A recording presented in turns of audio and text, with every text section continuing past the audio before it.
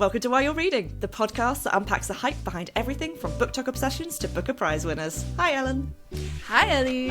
How are you? You've had a busy week. I have had a busy week, yes. I have been at the London Book Fair, which is a very, very big publishing event, which lasts for 3 days, and I've been talking non-stop for 3 days, so I now sound like Roz out of Monsters, Inc. It's wonderful. I've been seeing your videos and stuff, and like even just watching that, I'm like, oh, I'm tired. Yeah, that seems like a lot. It's a lot. It's a lot of fun, but it's a lot of talking and a lot of drinking. So I'm quite tired, but we're still gonna keep talking about books. No drinking now, unfortunately, but it is Paddy's weekend also, so soon it's coming. We'll be drinking. It is coming. And this week we are talking about the book Song of Achilles by Madeline Miller, the Greek myth retelling that was published in 2011. And the Song of Achilles is about Patroclus, who is our narrator, and he's the son of a king who's exiled to Phthia, where he meets Achilles, the legendary warrior. The story tracks their relationship from boys to young men. They fall in love, but when the Trojan War breaks out, they have to reckon with a prophecy that foretells Achilles' death in battle. Dun, dun, dun. This was a reread for both of us. I've read this once before, and you've read this twice before? Yeah, this is my third time. So I read it in 2018, then I read it again in 2022, and then this year. So I'm kind of rereading it every 3 to 4 years, which is actually it's quite like the Olympics. Fun. Exactly, the Olympics of reading. I really enjoyed it. I think like enough time had gone by that I knew the plot roughly, but I found that I was still like very much immersed in the like world of the book, and also like I think the action is like very well paced, and the like battles are kind of like they're like there's a good balance between like gore and action and like the downtime of the soldiers and everything. Madeline Miller isn't afraid to like just skip over like a year or two and be like, okay, it's been 4 years, which I appreciate. There's not a lot of like fluff to it, you know? No, the Trojan Wars were long. I always forget they were 10 years. So I do appreciate the kind of skipping over certain years or kind of just summarising it in a very quick paragraph as opposed to multiple chapters about it, for sure. But I think it's worth noting we will be talking about the ending in this book, so there will be spoilers ahead. However, if you don't know the legend of Achilles, it's a bit like saying I've spoiled the ending to Titanic. So or the Bible. Or the Bible. So yes, it's a really lovely story, because even though it's the story of Achilles, it's actually the story of Patroclus, as we are pronouncing it. His best friend, his kind of soul-bonded lover, his brother in arms and brother in life. Every relationship these two men could possibly have, apart from father and son, I think they have. Or brothers. It's not incestuous. It's not incestuous. They're not related. And, you know, the Greek times, they were lenient, I think is the word I'd use. Mm-hmm. They were pretty flexible. I really appreciated how Madeline Miller is able to tap into kind of these like universal like emotions and stuff, like when they're describing their teen years, the kind of like the feelings of like jealousy and desire and everything. I was like, it's a very good way of just humanizing these figures that are like quite literally like mythic figures, legendary figures, and just like seeing Achilles get like jealous over like Patroclus talking to a woman. I was like, oh, okay, you know. And then as well, I think she does a good job of like explaining like aspects of Greek culture or Greek words without it feeling too like clunky. Like I feel like sometimes you read other historical fiction or stuff like that, and they will kind of maybe go out of their way to explain like, you know, in our environments we do this because we must do this every Sunday, whatever, and it feels quite clunky. You can kind of feel the exposition, but I feel like Madeline Miller did a good job of balancing that and like making it feel quite natural to the story. I know this book is often remarked as being a literary novel, but I would say it's more upmarket commercial in that it's very readable, and I'm not saying that literary novels are not readable. Usually, as we've kind of discussed before on this podcast, literary novels kind of tend to be character driven as opposed to plot driven, and this one is very heavily character based, which is why people would often put it in the literary category. But I would say actually there's a lot of plot in this story because of the legend as well. So for me, it's more upmarket commercial. It is very readable. It is very plot and character driven. It's kind of the best of both worlds. I don't own The Song of Achilles, but I do own Madeline Miller's other book, Circe, which was published in 2018. And I tried to get this book from the library this time around, but they didn't have it. I guess it's still flying off the shelves. So I read it in ebook. Have you read Circe?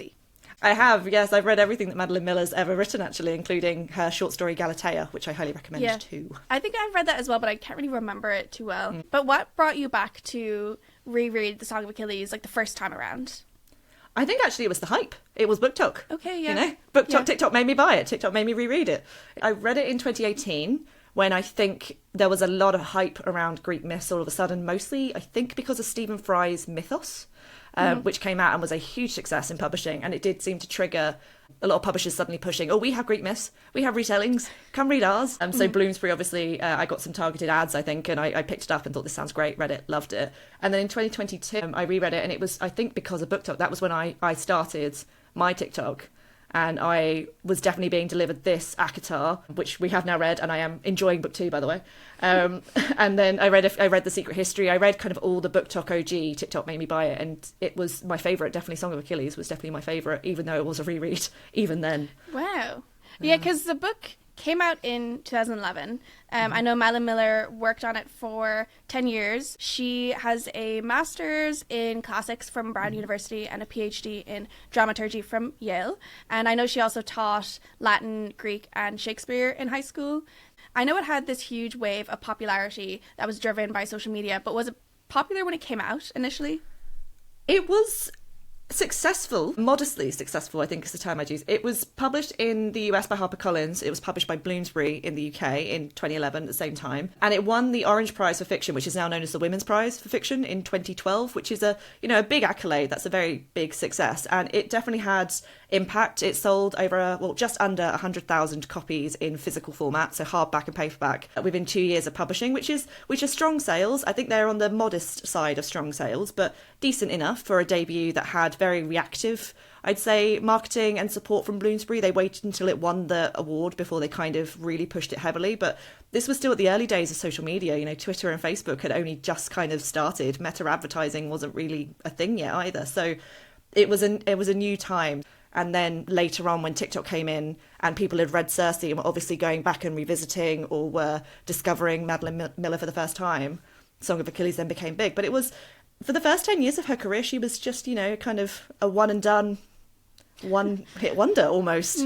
So I think since 2017-ish, I think we've been hit with this huge oversaturation maybe of retellings of Greek myths in particular. I think mythological retellings are trending, but it seems to be the Greek myths in particular that we've seen. And a lot of them are kind of feminist, quote unquote, retellings. And I say that for something that we'll talk about a little later, but retellings that center women or other marginalized voices, such as Song of Achilles centers the queer relationship. There was quite a run of them, particularly the single female names. So there was Clytemnestra, Hera, Medusa. There's quite a few to kind of name drop. Those are the book titles as well. There was no kind of Song of Achilles actually is quite a lyrical name for a Greek myth retelling. Now it's all just one word, one name stories. But there was a real run of them, and a lot of debut authors that were getting a lot of support. And we're still seeing it. We're kind of approaching the 10 years of Greek myth retellings and being a big part of the historical and fantasy subgenres. But it's oversaturation is the word I would use. I think Greek myths are a bit like what romantasy was, or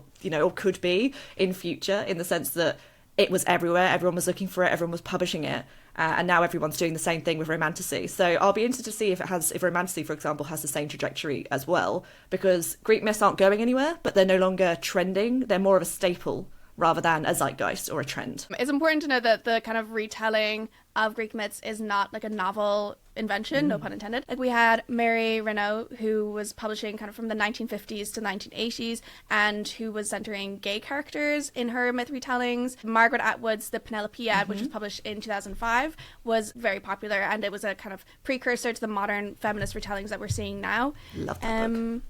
So it has been around for a while, and it's continuing. I mean, if you look at kind of the film and TV and the rosters of TV series like Percy Jackson is come out already in the first season. We've got the second season coming out soon. We've got The Odyssey by Christopher Nolan, which is starting to drop information and is talking all about obviously after the Trojan War, so post Achilles. But it's a hot topic, and it's always been inspiring to culture as well, going back to Botticelli in the 15th century and The Birth of Venus, to Caravaggio, I believe it was, in the 16th century, of Medusa. So there's tons of impact from Greek myths. So it's never going to go away, and I love that because I'm a huge fan of Greek myths. I don't actually think there's a Greek myth I don't Did you read Percy like. Jackson when you were younger? I didn't actually read it when I was younger. I was more of a Merlin girl. I was an Arthurian legend girl growing up.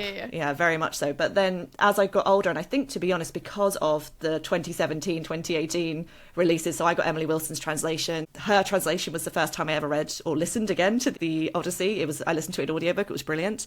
But I also read Mythos. I've loved that entire series by Stephen Fry. I loved Madeline Miller and all of the others that came out all the way through to kind of Girl, Goddess, Queen by B. Fitzgerald, which was a huge Book Talk book. She was actually my old editor as well. I have a lot of time for Bea. She's fabulous. But her channel on TikTok is all about Greek myths anyway. She dresses up and does trending sounds as the characters. It's very funny. But yeah, so it's even, there's Greek talk, you know, clearly, or something of those lines. It's probably not called Greek talk, but maybe there's something about Greek characters. Of the modern Greek myth retellings, the ones that are typically feminist retellings as well, kind of Hera and Atalanta and such, I really enjoyed them. But I think I liked Song of Achilles the most, actually, because it's from a different perspective. Firstly, male, but actually we're seeing the perspective of this kind of brotherly bond, which is something that I enjoy. I mean, when we were reading Intermezzo, I really liked the fact that we had two men and we were kind of getting their perspectives. And from this case, you've got just Patroclus's perspective, which was a new one because he never really gets a voice in kind of like, I'm thinking about Troy, the movie, and a load of other kind of Trojan War books. He's kind of a throwaway, oh, he died and Achilles was sad, so he went and got killed. It's kind of, that's it. But this is the first time we kind of got those details. And I really, really liked it. But what did you think about it? I was interested because I know like a little bit about Greek mythology, but not much. I think I've read like parts of the Iliad and Odyssey in college. But I was interested in like how Madeline Miller came to choose like Patroclus as her protagonist. Because I heard in interviews, Madeline Miller talked about how Patroclus in the Iliad is very much like a background character. He's there whenever Achilles is present, but he's not really saying anything. He's kind of just this not looming presence, but he's kind of this like ever-present character that doesn't really have much of a voice. And I know Madeline Miller used Homer's text, the Iliad and the Odyssey, as kind of her primary sources. And in the Iliad, Homer doesn't like write Patroclus and Achilles as lovers. They're like, they're bonded, they're companions, but that romantic relationship is present in other Greek stories. Plato wrote Achilles and Patroclus as lovers, and I think she talked about when the book came out how some people were kind of accusing her of, putting this relationship in like the modern lens, or kind of, like the woke left has gone too far, kind of. But I think what's interesting is how she extracted these elements that were already present in the text to flesh them out even more, and in doing so as well, shines a light on these like marginalized voices of these like queer characters who in 2011 as well, like there weren't a lot of kind of huge we weren't there fiction. yet. We weren't there yet in publishing.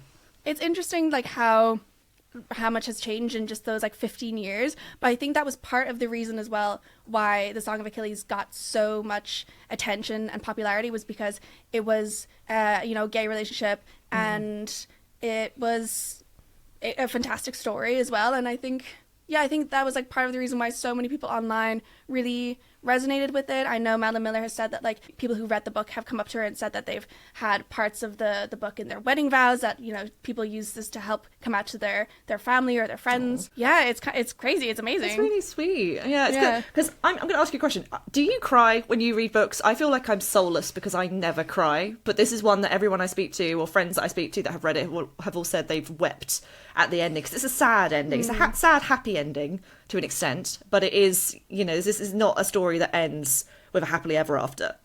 I rarely cry at books. I remember when I read Harry Potter, I cried when Dobby died. Is that the last time?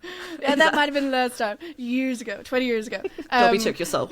But in general, I don't really think I cry at books. I think I'm more someone who cries at films and like TV. I think it's probably like kind of the mix of all the senses of like, you're seeing things and you're like hearing sad music and etc. etc. Whereas I guess the book doesn't have as much.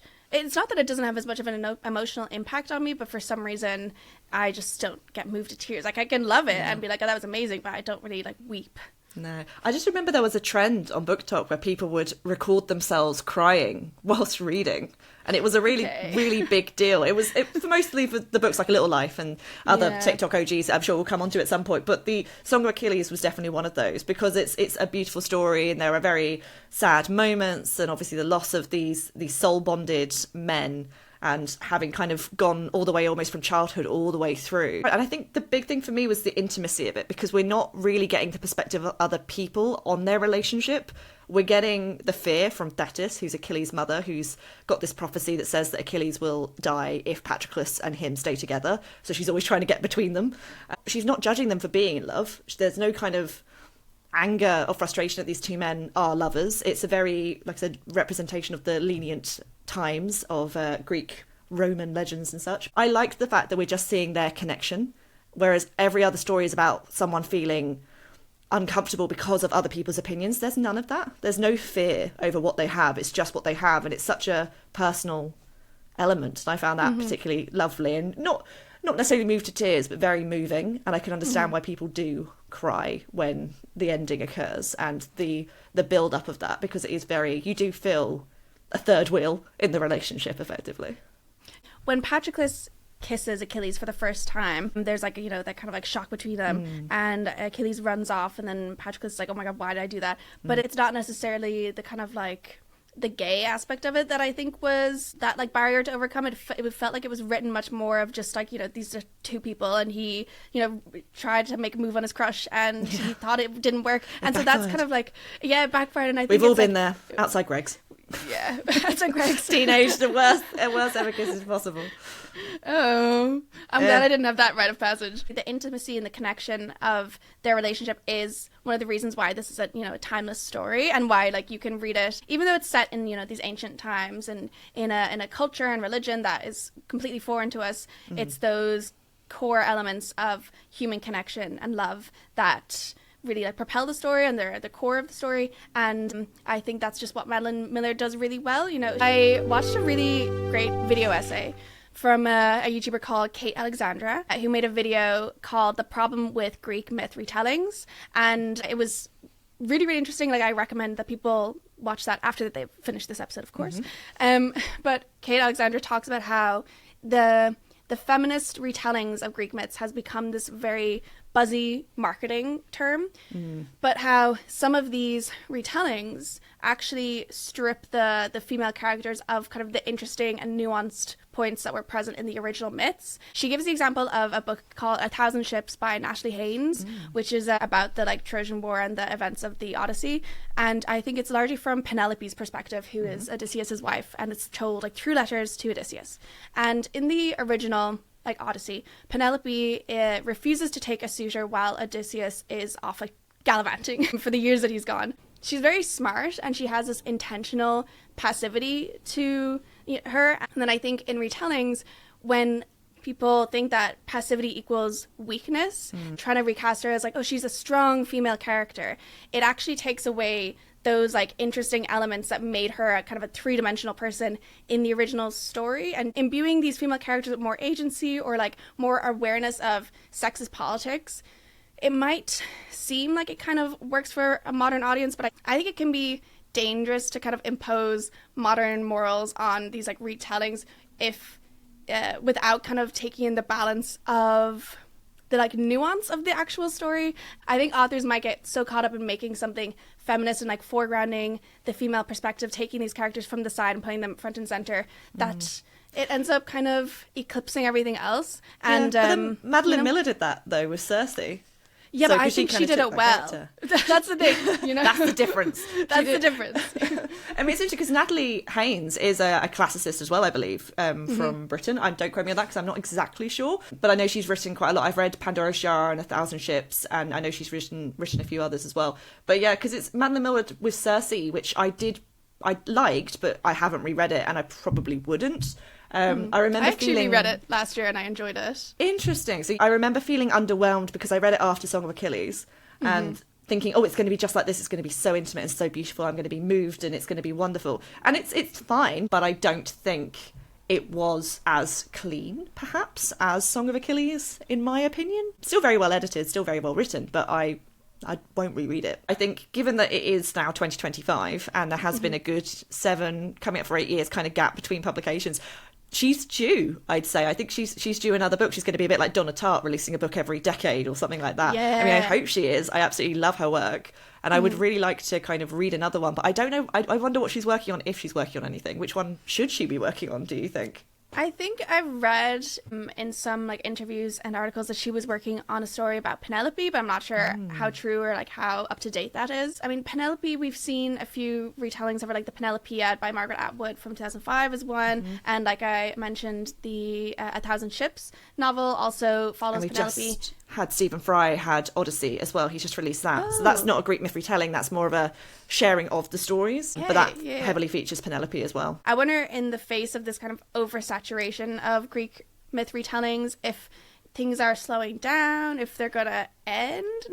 They have definitely slowed down. I mean, there was some stats that from 2022 to 2023, it was really clear there was a decrease in volume and value from the sales of Greek myths, which has become a sort of subgenre of both historical and fantasy, because none of us, obviously it's mythology, we don't really know if these legendary stories are real, based in fact, apocryphal, or what they are. So it's an interesting subgenre, but the sales of them between 22 and 23, when in 22 you had the massive spikes in TikTok sales, and then the kind of lead on from Song of Achilles into all the others, and Jennifer Saint and all these other kind of big Sunday Times bestsellers in the UK. But the sales went down 24% kind of year on year. I don't have the most up-to-date figures, and the likes of Madeline Miller are still selling really well. She has now sold over 3 million copies in the UK alone of Song of Achilles.